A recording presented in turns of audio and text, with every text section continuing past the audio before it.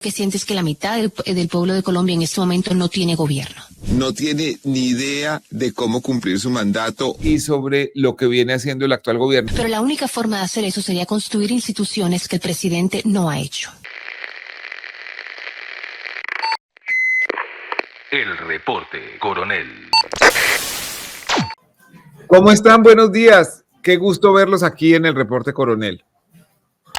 Yo tengo que agradecerle a mis compañeros de la W Radio por haberme esperado hasta hoy para tener esta conversación con el profesor James Robinson, a quien la Academia Sueca anunció este lunes como el ganador del Premio Nobel de Economía junto con sus colegas Daron Acemoglu y Simon Johnson. La primera vez que oí hablar del trabajo del profesor Robinson fue hace unos 18 años en la Universidad de California en Berkeley, a donde llegué cuando él ya no era profesor, pero escuché a sus estudiantes porque lo recordaban como una figura inspiradora, no solo por sus conocimientos, sino por la forma de impartirlos. Volví a saber de él cuando estaba enseñando en la Universidad de Harvard y era considerado como el principal colombianólogo de la institución. El doctor Robinson ha dedicado muchos años de su vida al estudio de nuestra economía y de nuestra historia, entre muchas cosas que estudia. Ahora es profesor de la Universidad de Chicago y cada año durante el verano del hemisferio norte va a Bogotá a enseñar en la Universidad de los Andes. Está casado con la también académica María Angélica Bautista, nacida en Colombia. Esta fue la conversación que tuvimos hace un momento con el profesor Robinson sobre la economía colombiana y sobre lo que viene haciendo el actual gobierno. Vale la pena oírlo con atención porque hay cosas para aprender de él. Oigámoslo. Buenos días, es un gusto saludarlo. Good morning. Gracias. Thank you. Profesor, Ana Vargas nos va a ayudar con la traducción de las preguntas para hacer más fluida esta conversación.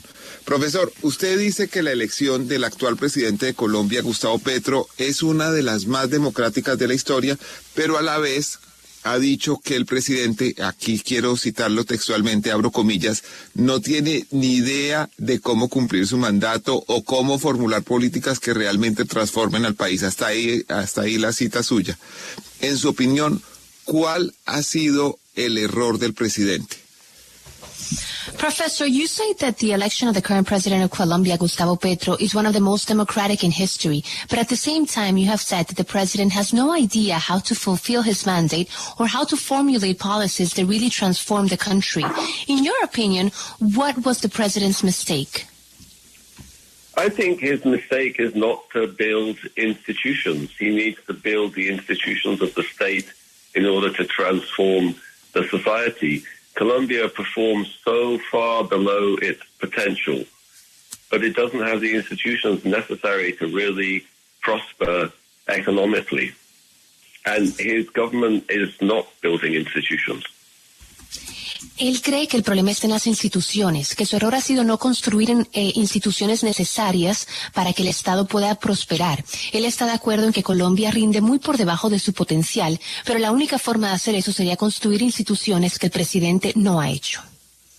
¿Qué instituciones le están haciendo falta a Colombia? Tenemos una banca independiente parecida a la Reserva Federal de Estados Unidos, que es la Junta Directiva del Banco de la República. Tenemos unos organismos de control que son controversiales, pero que en su mayoría han funcionado con cierta independencia y cuyos nominados para reemplazar han sido propuestos por el presidente Petro de personas independientes. ¿En qué cree usted que está fallando la construcción de esas instituciones de las que habla, profesor Robinson? Professor, when you speak of these institutions, what institutions are you referring to? As you know, Colombia has perhaps, independent banking, sort of like the Federal Reserve in the U.S. It has other organisms of control that have been perhaps controversial, but are there, and the head of these institutions have been nominated by the president. Why do you believe, or which institutions do you believe that the country is missing and you're referring to? Well, let me give you an example. President Petro's government passed a tax reform to try to tax the wealthy. Great idea. What happened to tax revenues? tax revenues fell dramatically. Why is that?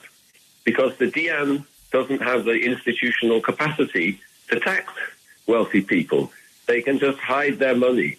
The state doesn't have the ability to control the country or organize or regulate the country. So I think the central bank, fine. That's important because rich people need a stable currency. But half the country is ungoverned, and that's what needs to change. Mire, Daniel, la mitad del país está sin gobierno. Es la forma como él lo ve. Le va a dar un ejemplo. El presidente Petro pasó una reforma tributaria, cual intentaba ponerle impuestos a los más ricos. Y eso a él le parece que está muy bien. Sin embargo, desde que eso pasó, el ingreso que se generaba por la recolección de impuestos disminuyó. ¿Por qué? Porque la DiAN no tiene la capacidad para ponerle impuesto a los ricos. No tiene, la institución en sí no está respaldada, no tiene en sí los recursos necesarios para poder llevar a cabo esta reforma tributaria y cobrarle ese dinero a los ricos. ¿Por qué? Porque los ricos simplemente esconden su dinero mejor y la DiAN no tiene cómo capturarlo. El Banco Central, pues sí, él habla de que es importante porque la gente rica necesita tener una moneda estable, pero más allá que eso, él lo que siente es que la mitad del pueblo de Colombia en este momento no tiene gobierno. Profesor Robinson, en su primer año de gobierno, el presidente Petro logró la aprobación de esa reforma tributaria que muchos consideran la más progresiva de la historia y otros piensan que castiga las utilidades, desestimula la inversión y causa desaceleración. ¿Usted cómo evalúa esas posiciones encontradas sobre la reforma de Petro? Speaking a bit more about that tax reform, in his first year in government, he was able to achieve the approval of this tax reform, one that many consider the most progressive in history, and others think that it punishes profits, discourages investment, and causes deceleration. How do you evaluate this reform overall? I think there's too much emphasis on reform.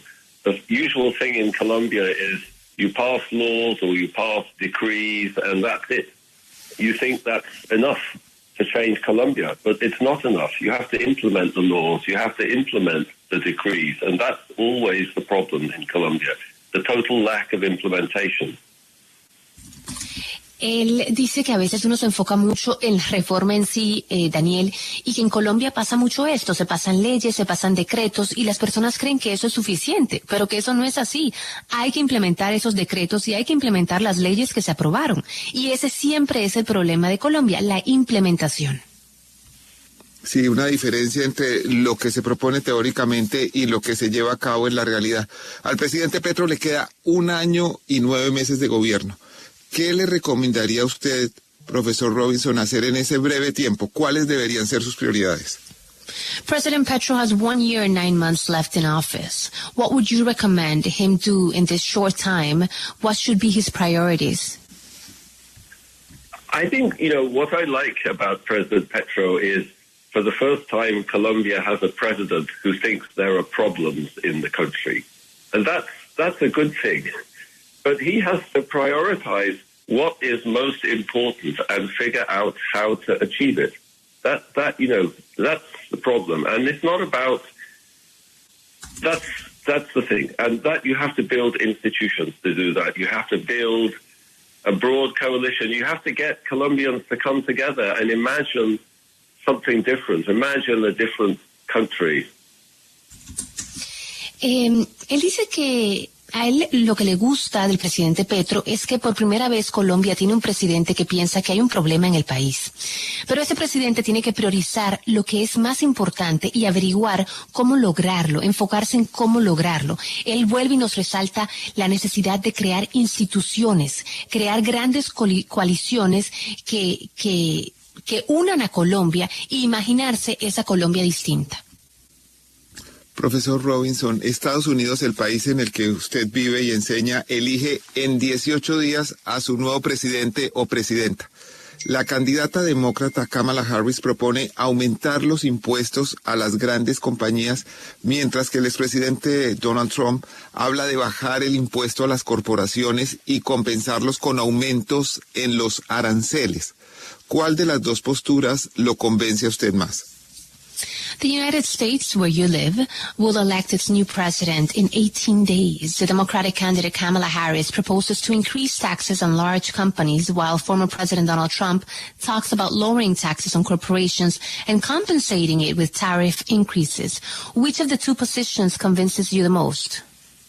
Oh, I think Kamala Harris's position is far more sensible and far more likely to deal with the real problems in this society, which are inequality, falling social mobility, lack of opportunities. You know, we need serious investment and an attempt to bring many of the people who've been alienated by the economic policy and economic performance of the last 40 or 50 years kind of back into the society. So I think President Trump's policies will be a disaster. Pues él cree que Kamala Harris tiene ideas y propuestas que son mucho más sensatas y mucho más importantes para hacer frente a los problemas que ha enfrentado este país, específicamente problemas de inequidad, problemas de falta de oportunidad, y él cree que eso es pues muy importante.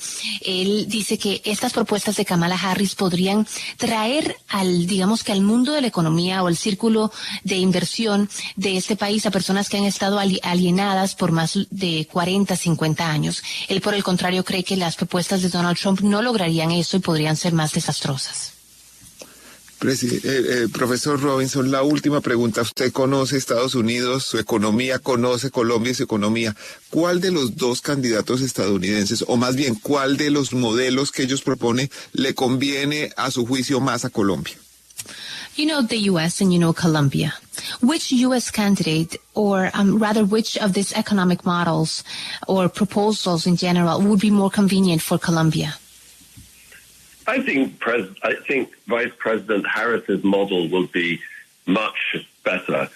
What needs to happen in Colombia is improvement in institutions, improvement in services, improvement in people's lives. You know, why is there no road to Quibdó? You know, why is there no water in La Guajira? There's just fundamental problems that need to be addressed. And President Trump doesn't have a serious policy for addressing problems like that. But Kamala Harris at least has the basis for such a policy. Pues él nos dice que él cree que Kamala Harris y su modelo serían más beneficiosos para Colombia. Él dice que lo que tiene que pasar en Colombia es mejorar instituciones, crear servicios, mejorar la forma de vida de muchas personas. Da ejemplos, por ejemplo, la falta de agua en La Guajira. Esos son ejemplos, problemas fundamentales de la sociedad. Dice que el expresidente Trump no tiene una política seria para enfrentar problemas así. Y dice que por lo menos Kamala Harris podría tenerlas. Bueno, pues es muy interesante este diagnóstico en unas cuantas respuestas del Premio Nobel de Economía sobre la economía colombiana, sobre lo que viene haciendo el presidente Petro, sobre lo que según él podría hacer mejor y también los reconocimientos que le hacen. El profesor James Robinson sin duda ha sido, incluso antes de ganar el premio más prestigioso del mundo, ha sido una referencia en la economía mundial y es interesante oírlo porque conoce a Colombia como pocos economistas de su talla en el mundo.